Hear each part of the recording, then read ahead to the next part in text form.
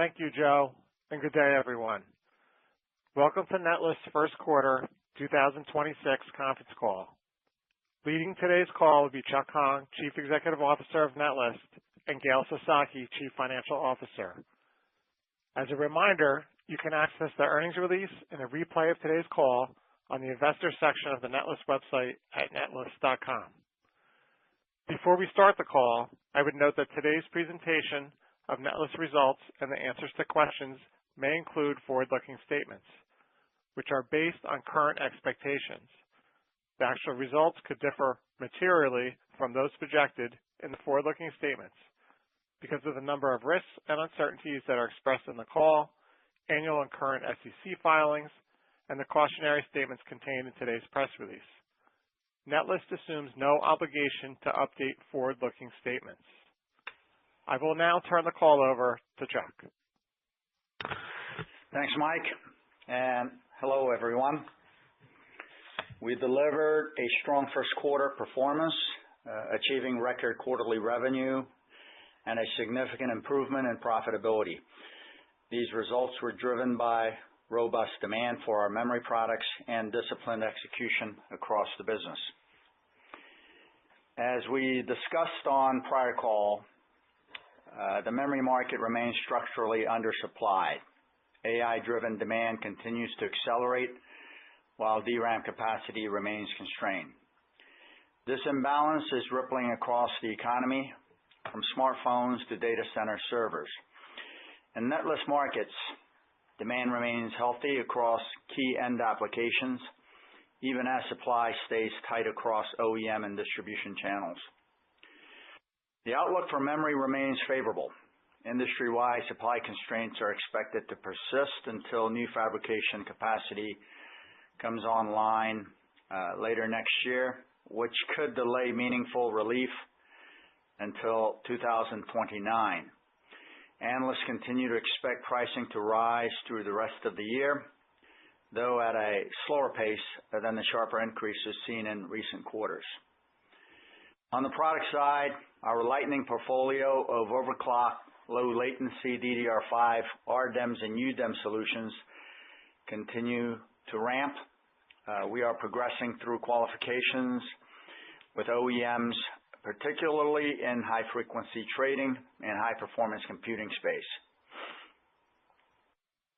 We also continue to support industrial and networking customers with our DDR4-based custom solutions, and these accounted for a major portion of our revenues this quarter.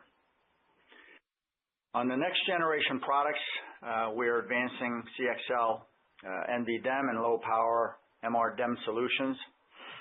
Our CXL NVVault is a CXL Type 3 persistent memory designed to extend memory class storage beyond the CPU socket while preserving low latency and data durability. It provides a product that combines DRAM-like access with persistence through power events, addressing the growing performance and capacity needs of AI workloads. We continue to sample NVVaults with major OEMs on next generation platforms. Regarding our low power MRDIMM solution, we continue to be active in the development of this technology, which contains proprietary ECC protocols developed by Netlist, and we are looking to become the first supplier to bring the benefits of low power DRAM into the server space, which is very sensitive. The data centers in particular are sensitive to power concerns.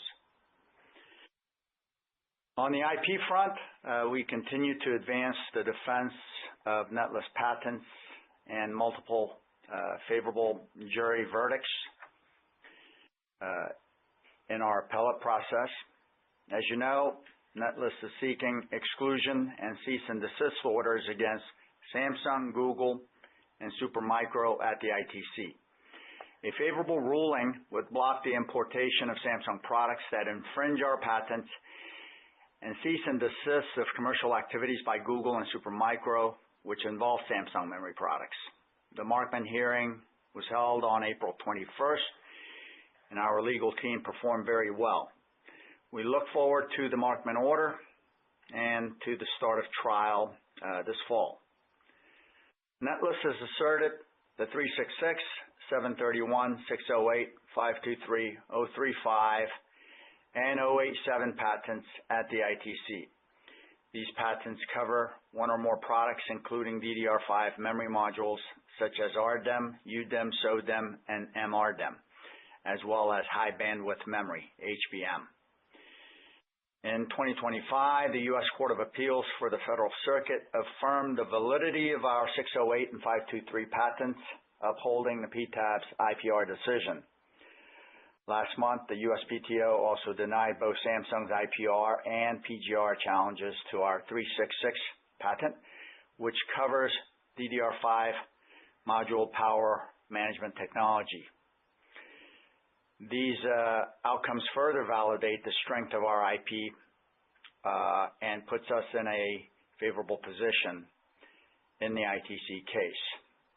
As a footnote, the 366 patent is also asserted in our 2025 Eastern District of Texas action against Samsung, Micron, and Avnet.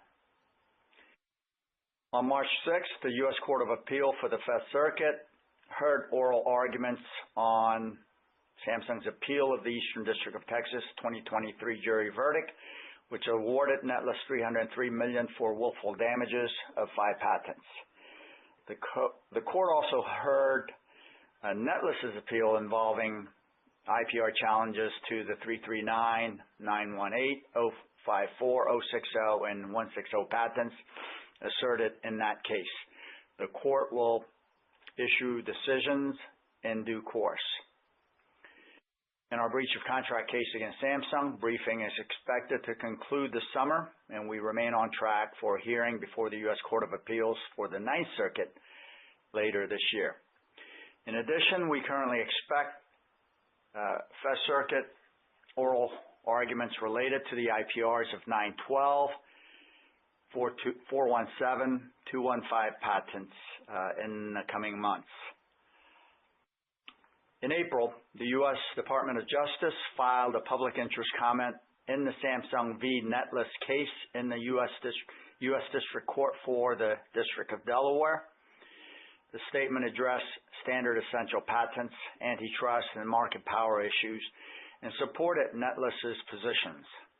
This marks the second DOJ statement of interest in the past 6 months that have been supportive of Netlist in matters involving Samsung. These comments underscore the administration's support for U.S. innovation and the enforcement of U.S. patent rights. In summary, we delivered a strong first quarter and remain well positioned in the current market environment as we scale our product business and advance our IP strategy. We continue to secure validation of our patents and the strength of these patents, and we continue to pursue vigorous enforcement actions covering next-generation DDR5 and HBM technologies that are foundational to AI computing. Now I'll turn the call over to Gail for the financial review. Okay, thanks, Chuck. We delivered a strong top and bottom line performance in the first quarter. Revenue was $104.9 million, an increase of 262% as compared to the first quarter of 2025. Results reflect the strength of the current industry environment, a combination of tight memory supply, accelerating demand, and rising DRAM prices, which supported both revenue and gross profit margin improvement. Operating expense declined as a percentage of revenue and reflected continued investment in R&D and SG&A to support revenue growth. Operating income was $8.6 million, an improvement of $18 million compared to the first quarter of 2025. Subsequent to the end of the first quarter, we received $10.5 million in proceeds from the cash exercise of issued and outstanding warrants. as of May 8th, 2026, and based on information available today, Netlist estimates that its cash equivalents, and restricted cash on that day to be $37.5 million. With a $10 million working capital line of credit and approximately $74 million available on the equity line of credit, we continue to maintain significant financial flexibility and liquidity. And as always, we manage the operational cash cycle very carefully. Day sales outstanding improved by 3.5 days year over year, and overall our cash cycle remains well below 30 days, currently at 16 days during the first quarter of 2026. Operator, we are now ready for questions. We will now begin the question and answer session. To ask a question, you may press star, then 1 on your telephone keypad. If you're using a speakerphone, please pick up your handset before pressing the keys. And to withdraw a question, you may press star, then 2. At this time, we will take our first question from Suji DeSilva with Roth Capital. Please go ahead.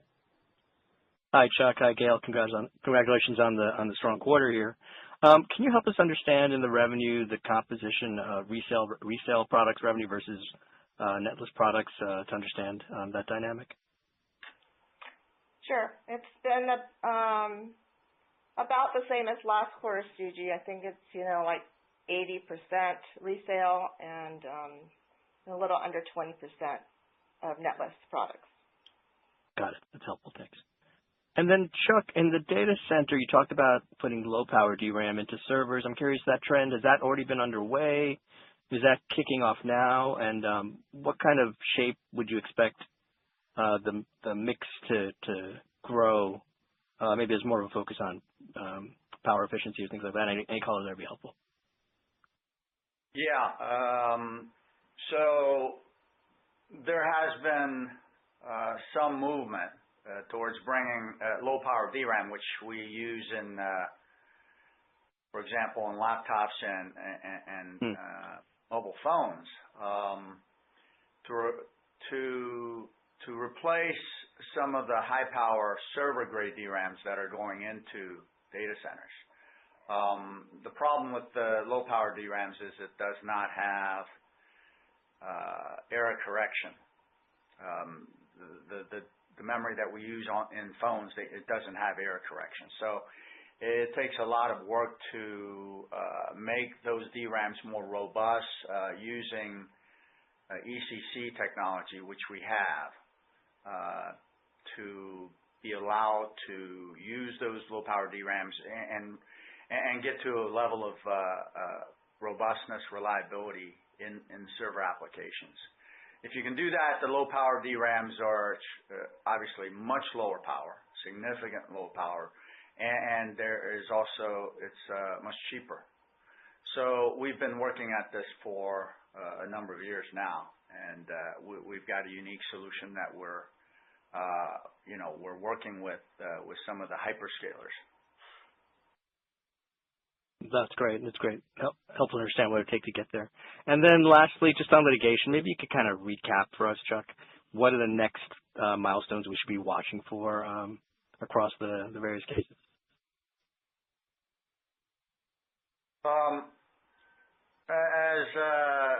As I stated in the prepared remarks, there's a lot of appellate activity coming up this year. We've already had the appellate hearing, and we'll get a decision hopefully sometime later this year. We'll have appellate, probably 4 or 5 appellate cases from now until the end of the year, and those will likely be final decisions, appellate rulings of the district court verdicts that we had and PTAB decisions that we had on the patents. So, and those will likely be final because it's unlikely that the Supreme Court would take up any of these cases. Right. So we're looking forward to the decisions on those. Probably more imminent are the ITC cases against Samsung, Google, and Supermicro. which is progressing smoothly for us. We believe we came out on top in the Markman hearing, and things are going well in that case. And that will go to trial sometime later this year, in the fall. It's scheduled for the fall right now. So, things are going smoothly, and we're looking at other parties that are utilizing our patents without a license. We'll be looking to enforce our patent rights against a number of other parties that are unlicensed and are implementing our technology in the AI memory space. Okay. Appreciate the recap, Chuck. Thanks. Thanks, Chuck. Thanks, Neil. Thanks, Suji. Thank you. And this concludes our question and answer session, along with today's conference call. Thank you for attending today's presentation, and you may now disconnect your lines.